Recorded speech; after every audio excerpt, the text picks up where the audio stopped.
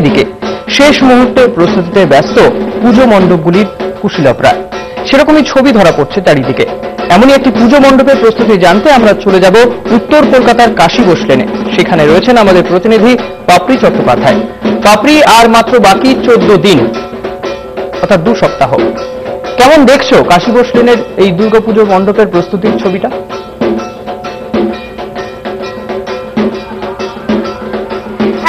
তুমি এরকম জানালে যে দুর্গোৎসব মানে বাঙালির শ্রেষ্ঠ পুজো দুর্গোৎসব কিন্তু আর মোটে 14 দিন পরে, আর এই দিকেই কিন্তু সারা শহরে সাজো সাজো রব। সেরকমই একটি শহরে পাড়ার পুজো আমি পৌঁছে গেছি, যেটি হলো কাশীবোস লেনের সর্বজনীন দুর্গোৎসব কমিটি। এখানে আমরা যখন আসলাম, এখানে কিন্তু দেখছি যে কাজ একদম চূড়ান্ত গতিতে চলেছে এবং এখানে এবারে যেটা এদের থিম, এবারে যেটা থিম সেটা হচ্ছে পাষাণে প্রাণ। এবং আমরা যখন কলকাতার মধ্যেই আমরা যখন এখানে প্যান্ডেলে ঢুকবো তখন কিন্তু দেখতে পাবো যে কলকাতার বুকে একটি পাহাড়ি গ্রাম, এই পাহাড়ি গ্রামের মধ্যেই ছোট একটি পাহাড়ি মন্দির, যেখানে মাঝখানে থাকবে শিবলিঙ্গ, ঝর্ণা শিবলিঙ্গ থাকবে, তার পেছনেই থাকবে আসল যে মূল প্রতিমা, দুর্গা প্রতিমা। এবং এই সম্বন্ধে বিস্তারে আমরা সবকিছু জেনে নেবো এখানকার যারা উদ্যোক্তা ওনাদের থেকে। আপনাদের এটা প্রথমবারের থিমের পুজো, এই থিম নিয়ে যদি বলেন। 74তম বর্ষে পদার্পণ করে কাশীবোস লেন দুর্গাপূজা কমিটি এবারে দর্শনার্থীদের যেটা দিতে যাচ্ছে সেটা হচ্ছে এই যে শহরের আমাদের ইটকাট কংক্রিটের যে জঙ্গল, সেই জঙ্গল পেরিয়ে যখন দর্শনার্থীরা কাশীবোস লেন দুর্গাপূজা কমিটির রাস্তায় প্রবেশ করবেন তখনই একটা পাহাড়ি পরিবেশের সৃষ্টি হবে। আমাদের মূল মণ্ডপ পাহাড়ি পরিবেশের মাধ্যমে তুলে ধরা হয়েছে বিভিন্ন হস্তশিল্পের নিদর্শন এবং সেখানে বিভিন্ন মেটেরিয়াল ইউজ করা হয়েছে। এবং তারপরে আমাদের যে মাতৃ মন্দির, এই মাতৃ মন্দির দেখে মনে হবে যে মাতৃ মন্দিরটা যেন আমাদের এখানেই স্থাপিত ছিল। এবং এই মাতৃ মন্দিরের পাশে আমাদের মণ্ডপের ঠিক মধ্যিখানে থাকবে একটি জলাশয়ের মতন, সেখানে শিবলিঙ্গ থাকবে, পদ্ম ফুল থাকবে। এইভাবেই আমরা একটা বিশেষ পাহাড়ি পরিবেশ ফুটিয়ে তোলার চেষ্টা করছি আমাদের শিল্পী শ্রী গৌরাঙ্গ কুইলের মাধ্যমে। এখানে সৌমেনদা যেরকম জানালেন যে এখানে যখন লোকজন ঠাকুর দেখতে আসবে তখন কিন্তু তারা মনে করবে যে কলকাতার মধ্যে হঠাৎ করে পাহাড়ের একটি ছোট গ্রামে তারা চলে এসেছে এবং তারই মধ্যে কিন্তু রয়েছে এই মণ্ডপটি। এখানে আমি একটুখানি আমার ক্যামেরা পার্সন যে রয়েছে অতনুকে আমি একটুখানি ঘুরিয়ে প্যান করে দেখাতে বলবো যে এখানে ঠিক মাঝখানে একটা কুণ্ড মতো রয়েছে যেখানে থাকবে শিবলিঙ্গ এবং শিবলিঙ্গ থেকে এখানে কিন্তু চারদিকে জল থাকবে শিবলিঙ্গে। এবারে আমরা আস্তে আস্তে ওপরে উঠে আসছি এবং এখানটায় কিন্তু ঠিক শিবলিঙ্গের পরে এই কুণ্ডটাকে পার করেই থাকবে হচ্ছে আসল মূল প্রতিমা, দুর্গা ঠাকুর ওখানে স্থাপন করা হবে। এবং এই চারদিকে যখন আমরা প্যান্ডেলটা ঘুরে দেখবো তখন আমাদের যেন মনে হবে যে পাথর কেটে কেটে এখানে কিন্তু সমস্ত প্রতিমাগুলিকে তৈরি করা হয়েছে। এরকম খুব সুন্দরভাবেই পুরো প্যান্ডেলটিকে সাজানো হচ্ছে এবং প্যান্ডেলটি যিনি থিম মেকার, তোমার সামনেই রয়েছে যারা এই মানে পাষাণে প্রাণ, অর্থাৎ এই মণ্ডপটিকে যারা প্রাণ দান করছেন বলা যেতে পারে, তারা সেই সমস্ত কুশীলবরা তোমার সামনেই রয়েছেন।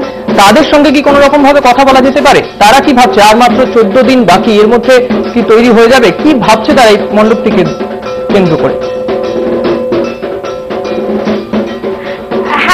দেখো ঋষিকেশ, এখানে যারা এখানে কাজ করছে তারা একটুখানি নিচে রয়েছে, তাদেরকে হয়তো এই মুহূর্তে আমি ধরতে পারবো না, তবে এদেরই কাজ সম্বন্ধে এবং প্রতিমা শিল্পীর সম্বন্ধে, যদিও আমাদের মধ্যে এখন প্রতিমা শিল্পী উপস্থিত নেই, কিন্তু তার কাজের সম্বন্ধে আমরা আরো বিস্তারে সৌমেন দাস থেকেই জেনে দেবো। আপনি যদি একটুখানি বলেন যে আপনাদের কি ধরনের কাজ চলছে এবং কাজ এখন চূড়ান্ত গতিতে এখানে কাজ চলছে এবং প্রতিমা শিল্পীর সম্বন্ধে যদি একটু আমাদেরকে বলেন।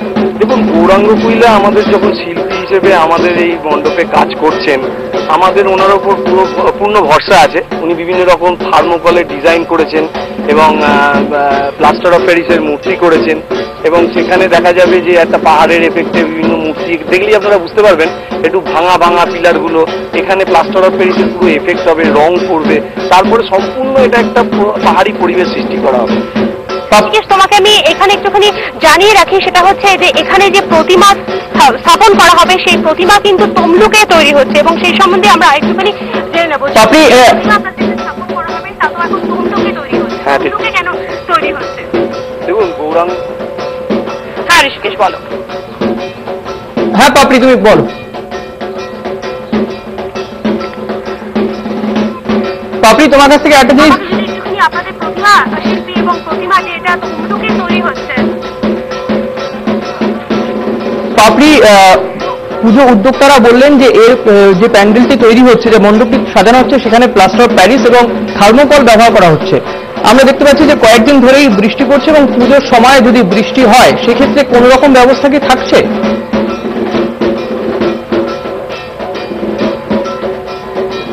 দাদা, আপনি যেরকম জানালেন যে আপনাদের যে প্যান্ডেল তৈরি হচ্ছে তাতে মূলত থার্মোকল আর প্লাস্টার অফ প্যারিস ব্যবহার করা হয়েছে, এবং এখন যেরকম বৃষ্টি হচ্ছে, মাঝে মধ্যে বৃষ্টি হঠাৎ করে আসছে আমাদেরকে জানান না দিয়ে, তাহলে পরে তখন যাতে কোনো রকম ক্ষতি না হয় সেই জন্য আপনারা কি কোনো ব্যবস্থা নিয়েছেন, কিংবা এই বৃষ্টির কথাটা কি আপনারা মাথায় রেখেছেন?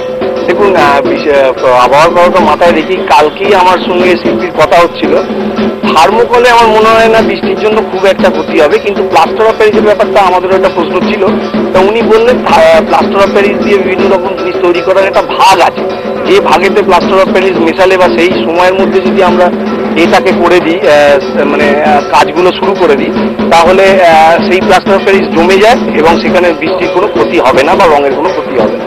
তাহলে এখানে সৌমেনদা যেরকম জানালেন যে প্লাস্টার অফ প্যারিস যদি একবার জমে যায় তখন কিন্তু বৃষ্টি পড়লেও হয়তো খুব বেশি বৃষ্টি হলে সেটা হয়তো একটু অসুবিধার কারণ হতে পারে, না হলে পরে মাঝারি ধরনের বৃষ্টি যদি হয়, যেটা আবহাওয়া দপ্তর জানিয়েছে যে পুজোর সময় হয়তো মাঝারি ধরনের বৃষ্টি হতে পারে, তাহলে কিন্তু খুব একটা ক্ষতি হবে বলে ওনারা মনে করছেন না। এবারে আমি আবার ফিরে যাচ্ছি, কারণ যে মানে আর কি যেখানে আমরা ছেড়েছিলাম যে এদের প্রতিমা তৈরি হচ্ছে তমলুকে, এবং তমলুকে প্রতিমা তৈরি হওয়ার কারণটা যদি আপনারা একটুখানি বলেন। দেখুন, আমাদের যে এবারে শিল্পী গৌরাঙ্গ কুইলা, বারবার আমি বলছি, উনি তো অ্যাকচুয়ালি আমাদের মিদনাপুরের বাসিন্দা, ওনার তমলুকে বাড়ি, সুতরাং ওনার ইনফ্রাস্ট্রাকচারের মধ্যেতেই ওনার ওখানে স্টুডিও আছে, ওনার ওখানে করাটাই সুবিধে। ওনার বিভিন্ন শিল্পীরা, সহশিল্পী যারা আছেন তারা ওখানেই আছেন, ওনারা ওখানে সহযোগিতা করছেন। আচ্ছা, এখানে আমি আরেকটা জিনিসও জানিয়ে রাখি, সেটা হচ্ছে যে এরা কিন্তু এবছরে প্রথমবার থিমের পুজো করছে। এর আগে অবধি কিন্তু এরা সাবেকি আনাতেই পুজো করেছে, কিন্তু এবারে থিমের প্যান্ডেল হলেও কিন্তু এরা প্রতিমাকে মা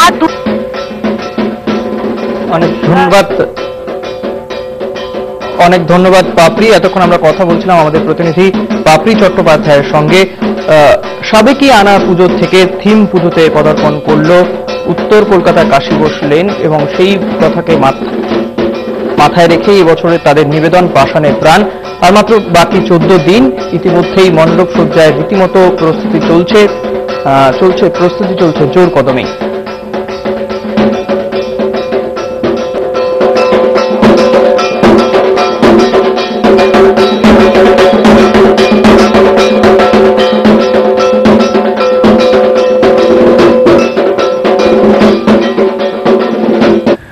গোল্ডেন দুর্গা